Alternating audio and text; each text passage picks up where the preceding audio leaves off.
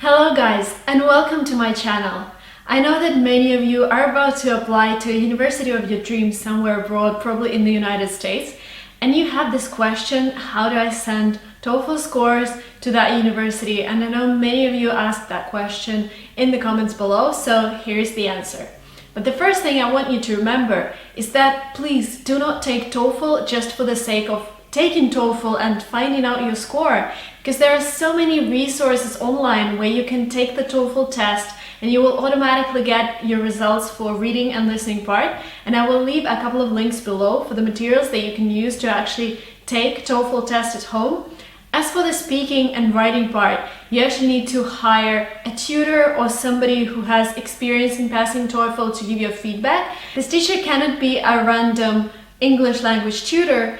This teacher has to be a professional TOEFL teacher who will actually guide you through the tips and tricks that you have to do in order to pass TOEFL. And I will leave a link below. Jonathan, who's my teacher, actually helps students with speaking and writing part and other parts as well. So please don't waste your money. Don't go and take TOEFL multiple times, because even if you fail, then you will lose that motivation. You will think, oh, I failed TOEFL, probably I wouldn't be able to get to the university of my dreams.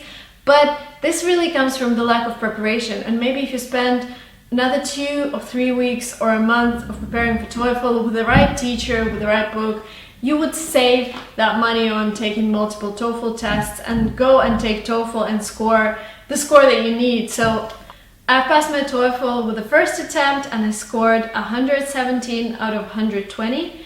Before actually taking the test, you can tell ETS, which is the organization that organizes TOEFL, where you want TOEFL scores to be sent for free, and you can send them to 4 different institutions before you take TOEFL. So what I did, I had a list of 6 different universities I wanted to apply to, and I knew that I would send my TOEFL scores for free to 4 different universities, and I would have to pay extra fees for the other 2. If you go to a university or other institution's website, click International Admissions, select TOEFL, they would have the institution code, which you actually type in when you register for TOEFL. And I'm going to go and log into my account and show you the whole process. Now let me show you how you find out institution codes on institution's website. I've chosen Stanford Business School, so we go to Admission. And then you click Application Materials, or it could be International Admissions or Language Test Requirements, something like that. And here we see TOEFL IELTS PTE. We click that. And here's all information about TOEFL. And you need minimum 100 to be eligible for Stanford application. And then it also tells you score validity. TOEFL is actually valid for 2 years. And here they tell you how to report your TOEFL score to Stanford. And here's the institution code, school code. It's 4704 for Stanford. And I'm going to copy that. And I advise you guys to have a spreadsheet with all of those university codes so you don't lose them. Now I go to eds.org. This is the website which is organizing TOEFL all over the world. And I select TOEFL. I already have an account here because I took my TOEFL in 2015, but I'm going to show you how to register for TOEFL. So here on my home page, I click Register for a test.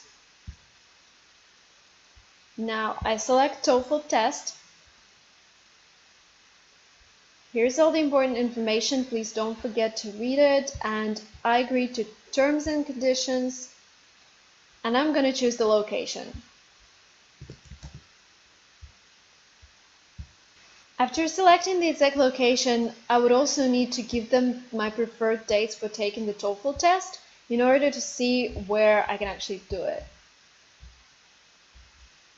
So after giving the dates, the ets.org website gives me a list of places where I can take TOEFL, and let's select American Academy of English and click Continue.